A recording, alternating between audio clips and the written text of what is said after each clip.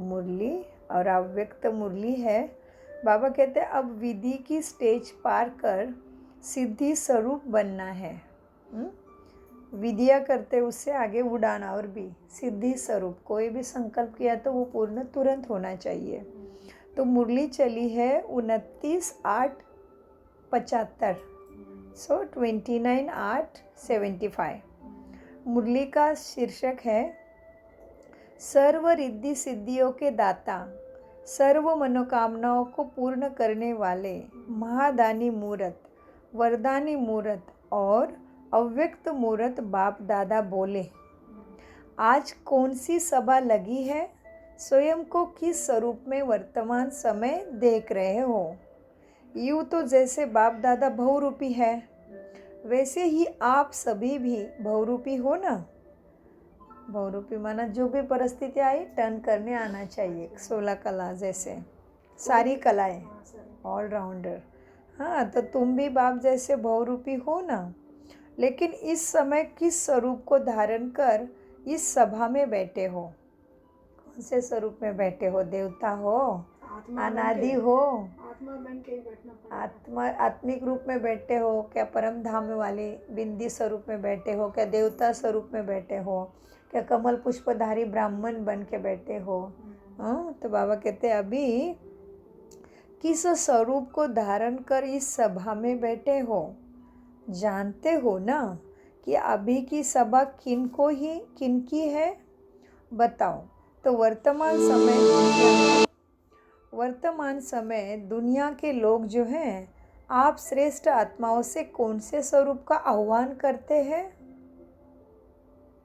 दुनिया वाले आप श्रेष्ठ आत्माओं के कौन से स्वरूप का आह्वान करते हैं?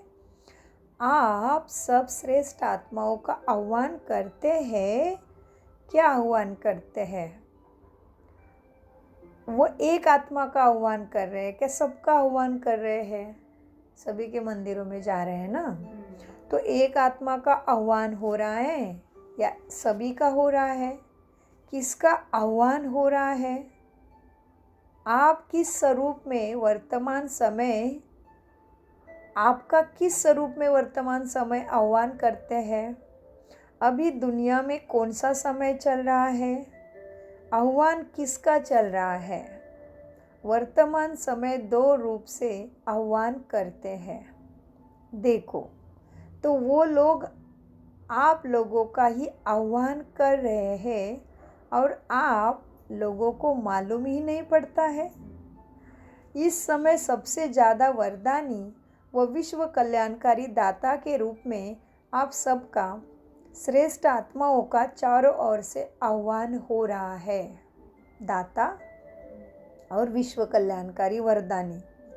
हाँ, तो पूरा विश्व ही हमारा आह्वान कर रहा है। शक्ति चाहिए उनको, तो हमारे लिए क्या याद कर रहे हैं? विश्व कल्याणकारी दाता और वरदानी के रूप में आह्वान हो रहा है चारों ओर से। क्योंकि भक्ति मार्ग द्वारा वह भक्ति के आधार से आह्वान करते हैं। भक्ति मार्ग द्वारा वो भक्ति के आधार से और यथाशक्ति और श्रेष्ठ कर्म के द्वारा जो भी अल्पकाल के लिए साधन और सामग्री अर्थात वैभव आज की दुनिया में प्राप्त है, उन सब का अल्पकाल की प्राप्ति का सिंहासन अभी क्या है? डगमगना शुरू हो गया है। जब कोई का आसन रूप सिंहासन हिलना शुरू होता है तो उस समय क्या याद करते हैं? तुम्हें ही याद करेंगे। हाँ, खत्म होने वाला सिंहासन, दुनिया, ये शरीर, ये सारा हिलने लगा है, कुछ ना कुछ मुश्किलें आने लगी है। तो क्या है? इनका सिंहासन डोलता है तो तुम्हें ही याद करते हैं। ऐसा समय सदा काल का प्राप्ति करने वाले व सुख चैन देने वाले बाप और साथ साथ तुम शिव शक्तियाँ व महादानी वरदानी देवियों को ही याद करते हैं। तो फिर किसको किसको याद कर रहे हैं? देवियों को। सुख चैन देने वाले बाप और साथ साथ शिव शक्तियाँ व महादानी वरदानी देविया का ही याद होता है। क्योंकि देवियों अथवा माताओं का हृदय स्नेही और रहमदिल होने के कारण वर्तमान समय माता के रूप में ही देवियों का पूजन आह्वान करते हैं। क्योंकि माता एक कैसी है? स्नेही है, रहमदिल है। तो वर्तमान समय माता के रूप का पूजन या आह्वान ज़्यादा करते हैं। सिद्ध स्वरूप अर्थात सर्व कार्य सिद्ध करने वाली आत्माओं का भी आह्वान वर्तमान समय ज़्यादा करते हैं। कौन से आत्माओं का? सिद्धि स्वरूप, अपने स्थिति में और बाबा की याद में सदा रहने वाले सिद्धि स्वरूप है। आजकल सर्व परेशानियों से परेशान निर्बल आत्माएं, मंजिल को ढूंढने वाली आत्माएं और सुख शांति की प्राप्ति के लिए तड़पती हुई आत्माएं पुरुषार्थ की विधि नहीं चाहती। सब कुछ चाहिए लेकिन पुरुषार्थ नहीं चाहती है, बल्कि विधि के बजाय सहज सिद्धि चाहती है। मेहनत के बिना मिल जाए, डायरेक्ट आपल्याकडे सांगतात ना, आवाळ पडू दे का तोंडात तस वैसे ही बाबा कहते हैं। हाँ जी, क्योंकि बाबा क्या कहते हैं, आजकल सर्व परेशानियों से परेशान निर्बल आत्माएं, मंजिल को ढूंढने वाली आत्माएं और सुख शांति की प्राप्ति के लिए तड़पती हुई आत्माएं पुरुषार्थ की विधि नहीं चाहती, बल्कि विधि के बजाय सहज सिद्धि चाहती है। सिद्धि के बाद विधि के महत्व को जान सकेगी। ऐसे आत्माओं को आप विश्व कल्याणकारी आत्मा का कौन सा स्वरूप चाहिए? वर्तमान समय चाहिए तुम्हारा प्रेम स्वरूप। लॉफुल नहीं, ऐसे करोगे तो ऐसे होगा, वैसे करो वैसे करो, नहीं, प्रेम स्वरूप, विश्व कल्याणकारी रूप में आके प्रेम स्वरूप चाहिए। लॉफुल नहीं, लेकिन लवफुल चाहिए। पहला लव दो, प्यार दो उनको तो पास आएंगे। पहले लव दो, नहीं तो ऐसे होता है ना कि भाई भाषण ठोक दिया, ऐसे करना पड़ता है, वैसे करना पड़ता है, खाना शुद्ध चाहिए, ये चाहिए, वो चाहिए, तो आएगा ही नहीं, डर ही जाएंगे। उससे अच्छा प्राप्ति की बातें बताओ ना। सब सुख मिल जाएंगे, सब दुखों से पार हो जाओगे, वेर पीड़ा सारी कुछ मिट जाएगी, सब अच्छा हो जाएगा, ऐसे बताओ। तो स्नेह स्वरूप, लव स्वरूप बनना पड़ेगा। तो मीठे बाबा कहते पहले लव दो, फिर लॉ दो।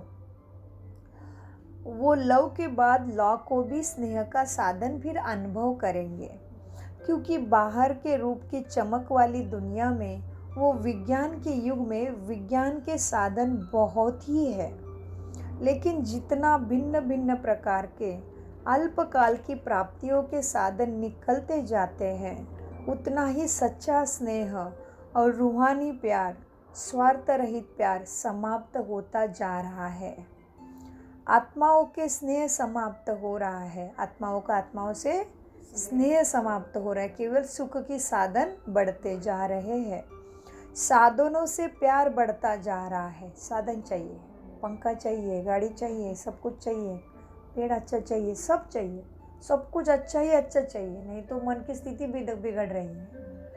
हाँ, और फिर साधन उपलब्ध करने वाले के ऊपर क्रोध आ जाएगा। जैसे घर में कोई भाई कमाता है और घर में कुछ कमी पड़ गई तो उसके ऊपर प्रेम नहीं रहेगा, कहेंगे तेरे वजह से ही सब नहीं मिल रहा है।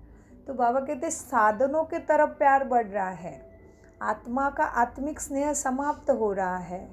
इसीलिए कई प्रकार की प्राप्ति के होते हुए भी स्नेह की अप्राप्ति के कारण संतुष्ट नहीं है। आत्मा में क्या हो रहा है? संतुष्ट नहीं है। और भी जी, आज भी बाबा ने कहा संतुष्ट बन जाओ, किसी के नाम रूप में किसी के ऊपर प्रभावित मत होना और ज़्यादा हावज नहीं करना। किसी भी चीज़ को बहुत बचा के रखना, ये भी चाहिए, ये भी चाहिए, ये भी चाहिए, आगे के लिए हो जाएगा, आगे के लिए हो जाएगा, डम करके रखना सारा सामान। घर में है फिर भी खरीदते जाना। इसके लिए भी बाबा ने आज साकार मुरली में कहा, किसी चीज़ का लोभ नहीं रखो, जितना चाहिए उतना ही रखो, नहीं तो अंत में प्राण छूटते टाइम उसकी ही याद आएगी। तो गति तो हुई ही नहीं, बाप की याद तो आई ही नहीं। तुमने हावज करके इतना सारा भर के रख दिया, हर चीज़ का डबल टिबल चौबल, कितनी बार बार वही चीज़ हो जाएगी आगे करके। किसी को दान भी नहीं किया और उसमें पैसा अटका के रख दिया, फिर मन भी उसमें अट गया। तो इसलिए आज बाबा ने, साकार बाबा ने भी मोह के ऊपर, लोभ के ऊपर भी, और किसी बहुत बुद्धिमानी है, बहुत पैसा है और बहुत सक्सेस है तो उसमें फंसो मत। हाँ, कोई को सुंदर देख के उसमें फंस गए तो तुमने तो उसके शरीर की सुंदरता देखी जो खत्म होने वाली है, तो तुम तो खाली रह गए ना। आत्मा भाई को देखा ही नहीं, चैतन्य शक्ति को देखा ही नहीं, वो तो बहुत बुद्धिमानी है, वो तो बहुत पैसे वाली, इसको ही देखा। तो दुनिया ही खत्म होने वाली चीज़ से बुद्धि जुड़ गई। गरीब को देखते ही घृणा आ जाती है, गरीब के पास जाने का मन नहीं। लेकिन हमें तो आत्मा भाई देखना है ना, उसके मूल स्वरूप में देखना है। तो आज वही अव्यक्त मुरली में भी बाबा कहते हैं कि आत्मिक स्नेह खत्म हो गया, साधनों की प्राप्ति कराए तो मेरा बेटा बहुत अच्छा है, मेरा पति बहुत अच्छा है, और साधन कम हो गए तो बस प्रेम खत्म। तो इसीलिए फिर ये बात बता के अभी हमारा रोल बता रहे बाबा कि तुम्हें क्या करना है, क्योंकि आज बाबा कहते हैं विधि से ज़्यादा सिद्धि स्वरूप बनना है। तो मीठे बाबा आगे कहते बच्चों देखो, अब आत्मिक स्नेह खत्म होने लगा, साधनों से प्यार बढ़ता है, इसीलिए फिर क्या है, संतुष्टता नहीं है। साधन बहुत है उनके पास, फिर भी संतुष्ट नहीं है। और भी क्या हो रहा है, दिन प्रतिदिन यह संतुष्टता बहुत बढ़ेगी, यही दुख का कारण बनेगी। महसूस करेंगे कि ये साधन मंजिल से दूर करने वाले हैं, ये साधन हमें भटकाने वाले हैं, खुद की शक्ति, खुद के स्वधर्म की याद नहीं रहेगी, उसकी तो दूरी है फिर। तो ये साधन अपने मंजिल से दूर करेंगे, ये आत्माओं को तड़पाने वाले हैं, ये आत्माओं को तड़पाएंगे। अभी पंखे की आदत लग गई, अभी लाइट गई तो तकलीफ हो रही है क्योंकि आदत लगाई है। तो ये साधन आत्माओं को तड़पाएंगे। तो मीठे बाबा कहते हैं बच्चों, अर्थात तड़पाएंगे, अर्थात जैसे कल्प पहले का गायन है कि अंधे की औलाद अंधे है। तो अपने अंदर की शक्ति को जागृत नहीं किया, अपने आत्मिक ज्योति को जगाया नहीं, आत्मा का तीसरा नेत्र कभी खोला नहीं। अगर खोलोगे तो गर्मी भी हो रहा है तो अंदर से विचार आएगा, कोई बात नहीं, थोड़ी देर में आ जाएगी, मैं दूसरा इंतज़ाम करता हूँ। हैरान नहीं होंगे, परेशान नहीं होंगे, कुछ भी नहीं मिला तो कोई बात नहीं, ऐसे हल्के से चलेंगे। जैसे ब्रह्मा बाबा को शरीर में खांसी बहुत होती थी तो शिव बाबा को बोला, बाबा खांसी रुकवा दो ना, मुझे सेवा करते टाइम बहुत वाणी से डिस्टर्ब होता है। शिव बाबा ने भट से बोल दिया, तेरा कर्मों का किया कराया है, मैं ना चुकतू करूँगा, तुझे ही चुकतू करना है। तो तुझे सेवा भी तुझे ही करनी है, तेरा जमा हो जाएगा, और तेरा हिसाब किताब आ रहा है, तुझे ही चुकतू करना है, मैं थोड़ी ना तुझे खांसी रुकवाने वाला हूँ। नहीं, बाबा को लास्ट तक खांसी ने बहुत परेशान किया, क्योंकि अनेक जन्मों में 63 जन्मों से दूसरे को भक्ति का गायन बताया होगा ना, भक्तों को भक्ति की तरफ प्रभावित किया होगा। अभी राजा विक्रमादित्य के रूप से द्वापर युग से शिवलिंग स्थापन करके सबको भक्ति में लगाया, तो कैसे चुकतू करना पड़ा, आवाज़ के द्वारा, खांसी के द्वारा, है ना। तो ये चीज़ें बहुत गुह्य है, इसलिए बाबा ने आज भी साकार मुरली के वरदान में भी कहा है और स्लोगन में भी कहा है। तो सुनो फिर। तो मीठे बाबा कहते बच्चों देखो, इसलिए कहते हैं अंधे की औलाद अंधे, कह तो देते हैं, कुछ भी नहीं समझते। आज बाबा ने साकार मुरली में भी क्या याद दिलाया, पांडव और कौरव कहते जुआ खेलते थे, बाबा कहते कोई जुआ विवा नहीं खेला, कुछ भी बोल दिया। फिर बाबा ने कहा, कहते कृष्ण ने लड़ाई लड़ी, बाबा कहते अरे कृष्ण तो सतयुग का महाप्रिंस राजकुमार है, इतना सुंदर, जहाँ पे विकारों का नामो निशान नहीं, काल की भी उधर परमिशन नहीं, काल भी एंट्री नहीं करता उधर, सब कुछ अपने समय पे चलता है। अभी तो काल का भरोसा नहीं, किसी को भी लेके जाता है, अभी नहीं पता है दूसरी बार में हाथ पैर ठीक से होंगे क्या, कभी बाथरूम में गई धाड़ से गिर गए, कोई किधर जा रहा है बस गाड़ी का एक्सीडेंट, कुछ कर रहे थे हाथ पे कुछ गिर गया, ऐसे क्या क्या हो रहा है, समय का भरोसा है क्या, कुछ भी हिसाब किताब सामने आएगा। अभी शरीर अच्छा है, पता ही दूसरे क्षण में क्या हो जाएगा। तो वैसे सतयुग में तो एकदम सुख ही सुख है, काल भी काबू में है, और वो कृष्ण कैसे लड़ाई करेगा, बाबा कहते सोचो, कुछ का कुछ लिख दिया। इसलिए बाबा कहते इधर भी कह दिया, आंधे की औलाद आंधे, लेकिन कौन आंधे कैसे आंधे कुछ नहीं जानते। हाँ, मृग तृष्णा के समान। मृग तृष्णा कहते हाँ, कस्तूरी का खुशबू बहुत सुंदर है, लेकिन कहाँ से कस्तूरी, वो हरी नहीं घूमता, वो खुद ही भागता रहता है कि खुशबू। ज्ञान वास्तव है, ये महाभारत ये समझ है, पता है, ज्ञान तो अभी जो चल रहा है। हाँ, अभी जो चल रहा है विकारों की लड़ाई और उसका हिसाब किताब, और सबके अंदर भ्रष्टाचारी वृत्ति, अत्याचारी वृत्ति, लड़की के ऊपर ऐसे हवज है कि उसके शरीर को इतना दर्द दे रहे, लेकिन काम वासना का भूत ऐसा है कि बात मत पूछो। बहन नहीं समझ में आ रही है, अभी तो बेटी भी नहीं समझ में आ रही है। तो ये कैसे खराब है युग, है ना। तो ये कैसे बड़े बड़े रावण राक्षस है ना। तो ये मृग तृष्णा है।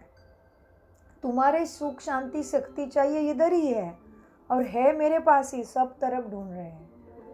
हिरण के जैसा मृग जल भी है और हिरण के जैसा भी हो गया।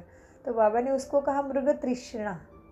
वो हरिण को खुशबू आ रही है, उसको नहीं पता कि उसके ही नाभि में वो कस्तूरी है। हाँ, वैसे बाबा कहते मृग तृष्णा के समान है, सर्व प्राप्ति से वंचित ही रह रहे हैं। ऐसा अनुभव समय चारों तरफ करेंगे।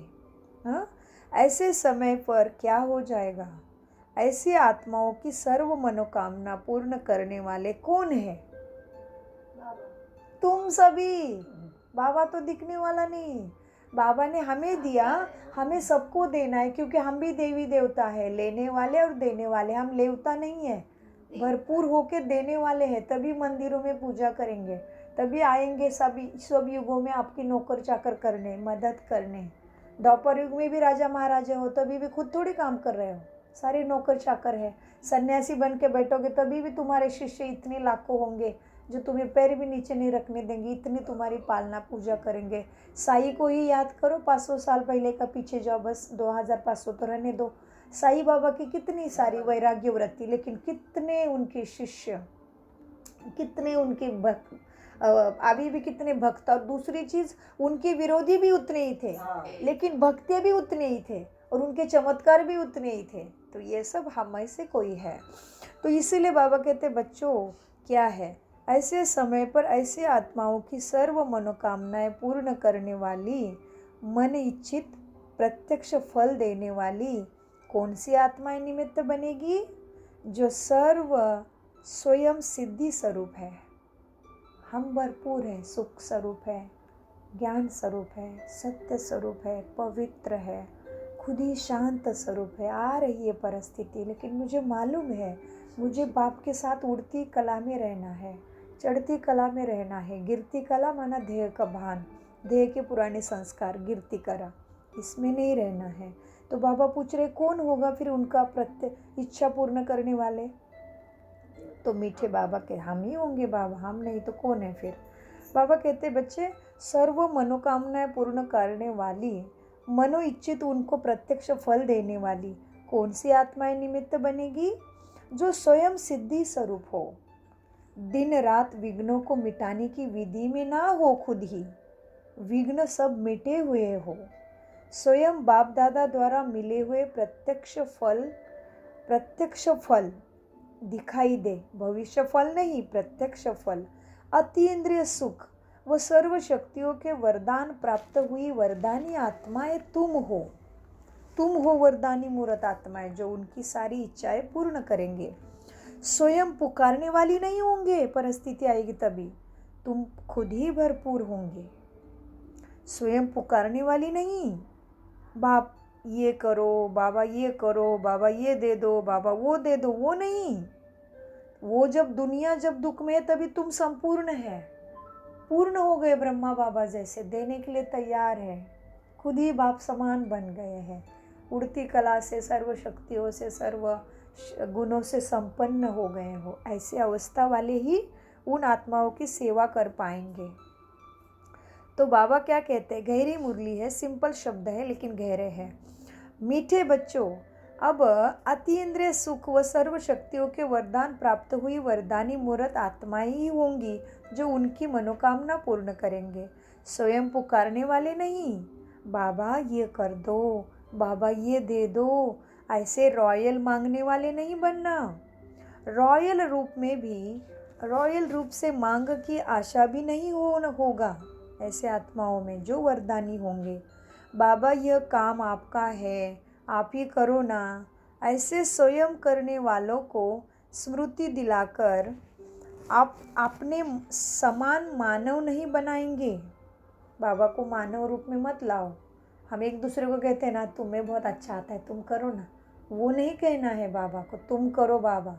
नहीं, मैं हूँ आपकी मास्टर दाता, मैं हूँ मास्टर भगवान, ये याद रहे और वो स्थिति रहे। बाबा कहते, तो बाबा कहते बच्चे उस समय बाबा को नहीं कहो बाबा आप कर दो ना, नहीं, ऐसे स्वयं करने वाले को स्मृति दिलाकर अपने समान मानव नहीं बनाएंगे। क्योंकि कहने से करने वाला मनुष्य गिना जाता है ना, कहने वाला नहीं गिना जाता, करने वाला गिना जाता है। तो बिना कुछ भी बाबा को कहे करने वाला ही देवता गिना जाएगा। देवताओं के भी रचयिता को क्या बना देते हो? देवताओं का रचयिता बाबा, देवताओं के भी रचयिता को क्या बना देते हो? ऐसे मास्टर सर्वशक्तिवान सर्वाधिकारी आत्माएं औरों को भी सहज सिद्धि स्वरूप प्राप्त करा सकती हो, ना कि मांगना है बाबा के पास। आप भी चेक करो फिर कहाँ तक ऐसे दाता बने हैं, अपने को चेक करो। साधारण चेकिंग नहीं, चेकिंग भी समय प्रमाण सूक्ष्म रूप से होनी चाहिए। वर्तमान समय के प्रमाण ये चेक करो कि हर सब्जेक्ट में विधि स्वरूप कितने बने हैं। किसमें? हर सब्जेक्ट में विधि स्वरूप कितने हैं और सिद्धि स्वरूप कितने हैं। अर्थात हर सब्जेक्ट में विधि में कितना समय जाता है और सिद्धि का कितना समय अनुभव होता है। चारों ही सब्जेक्ट में मनसा वाचा कर्मणा तीनों रूप में किस स्टेज तक पहुँचे हो, ये अभी चेकिंग करना है। अभी महारथियों के लिए विधि का समय नहीं रहा है, बल्कि सिद्धि स्वरूप के अनुभव का समय है। नहीं तो वर्तमान समय की अनेक परेशानियां अब तक विधि में लगे रहने वाली आत्माओं को अपनी शान से परेशान के प्रभाव में सहज ही लाएगी। तो खुद का शान भूल जाओगे, परेशान होते रहोगे। इसलिए तुम्हारा गायन है कि पांडव अंत समय में ऊंची पहाड़ी पर जाकर गल गए, माना तुम्हारी ऊंची स्थिति अर्थात स्वयं देह अभिमान दुख की दुनिया के प्रभाव से परे हो गए हो आप। तो ऐसी ऊंची स्थिति हो गई है क्या? ऊंची स्थिति में स्थित हो या नीचे रहने वाले को साक्षी, क्या नीचे रहने वाले हो? कैसे हो? क्या साक्षी स्थिति का खेल देखने वाले हो? साक्षी हो, खेल देखो। तो साक्षी कौन देख सकता है? जो पहाड़ों पे रहता है। माना अपनी स्थिति में स्थित हो जाओ, तुम्हें मालूम है कोई भी आत्मा का व्यवहार हो रहा है, जो भी हो रहा है हिसाब किताब है, सबका अपना अपना चुक तो हो रहा है। जो भी आत्मा बुरा भी कर रही है, अच्छा भी कर रही, पुरुषार्थ कर रही, नहीं कर रही, उसका अपना रोल है। मुझे उसको शुभ भावना देना है, यही मुझे मालूम है। ऐसे कैसे होता है, ऐसे कोई करता है क्या? हाँ ये तो ऐसी थी, नहीं, ए वो के को नहीं। तो ये है उच्च स्थिति। इसलिए प्यारे बाबा कहते हैं बच्चों अब क्या करो, साक्षी हो, खेल देखो। ऐसी स्थिति में रहने वाले ही समस्या स्वरूप नहीं, लेकिन सबके लिए समाधान स्वरूप हो जाएगा। तो वर्तमान समय ऐसी स्थिति चाहिए। ऐसे हो गया है क्या शारदा आंटी? ऐसी स्थिति हो गई है? ज़रा भी हलचल में तो नहीं आ जाते हो ना? क्या होगा, कैसे होगा, हमारा क्या होगा? अचल स्वरूप हो ना, क्या अचल में भी हलचल आती है? ऐसी स्थिति वाले को विजय रत्न कहेंगे, जो अचल रहते हैं। बाप दादा आज बच्चों की आज्ञाकारी का पाठ बजाने के लिए तुम्हारे सामने आ गए हैं। प्रोग्राम नहीं आया है तो फॉलो फादर।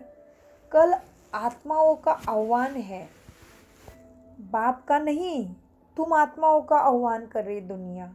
आप लोग भी अपने विश्व महाराजन स्वरूप में, विश्व के मालिकपन के बाल स्वरूप में अच्छी तरह से स्थित रहना, जिससे आपके अपने अपने भक्त अल्पकाल के लिए भी दर्शन से भी प्रसन्न हो जाएंगे।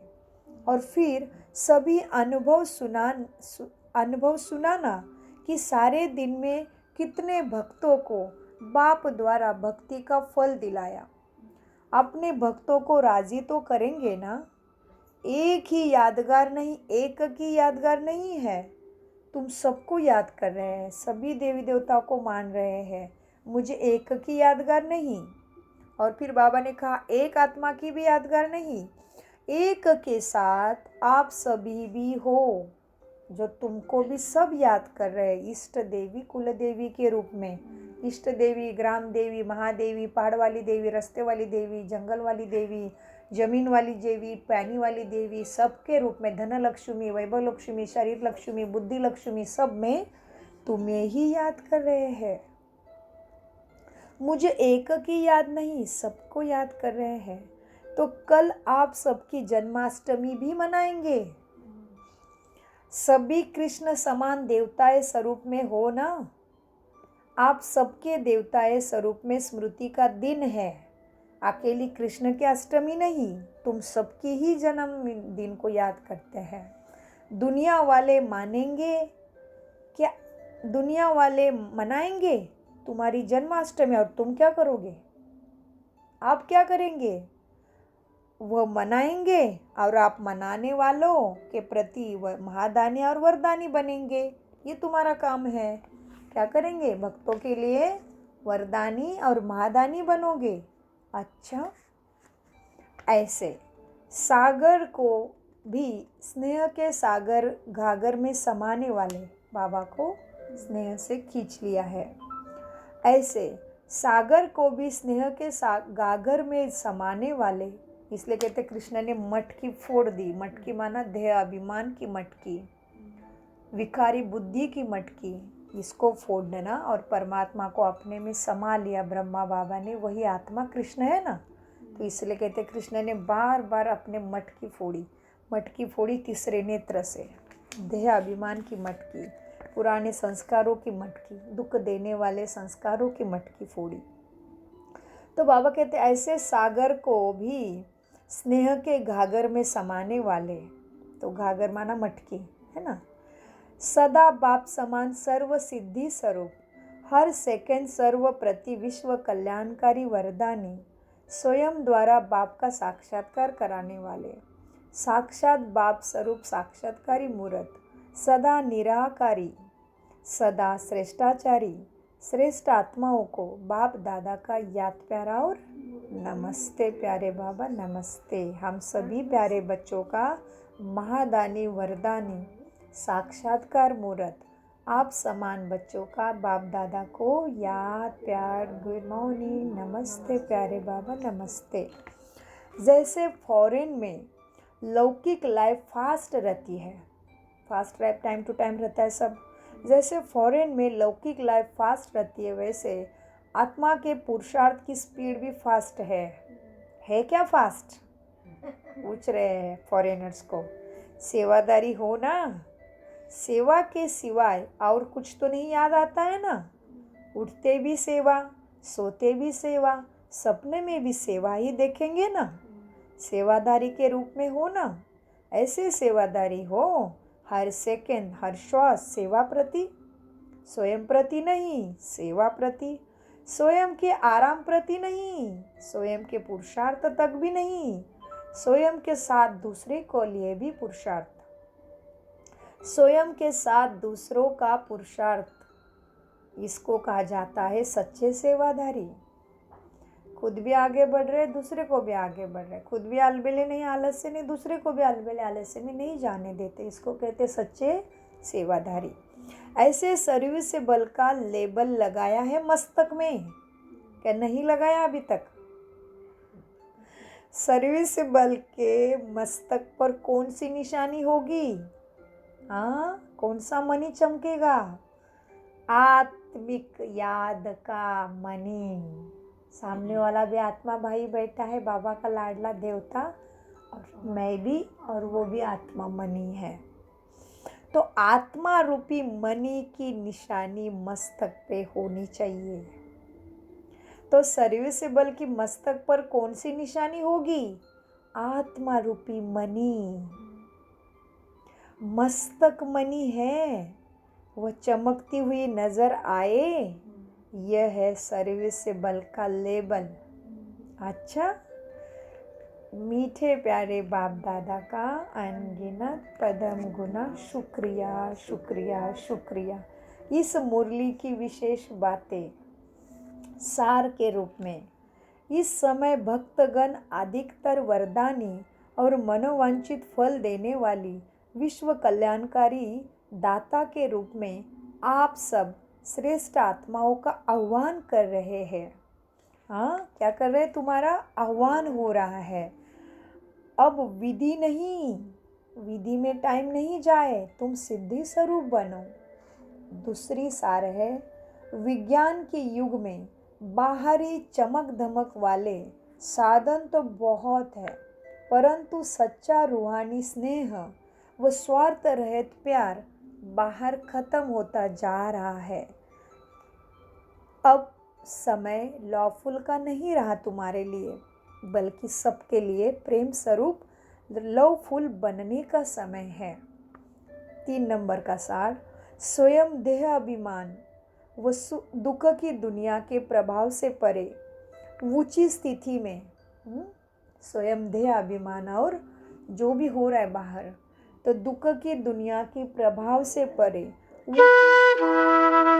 ऊंची स्थिति में स्थित हो, नीचे रहने वालों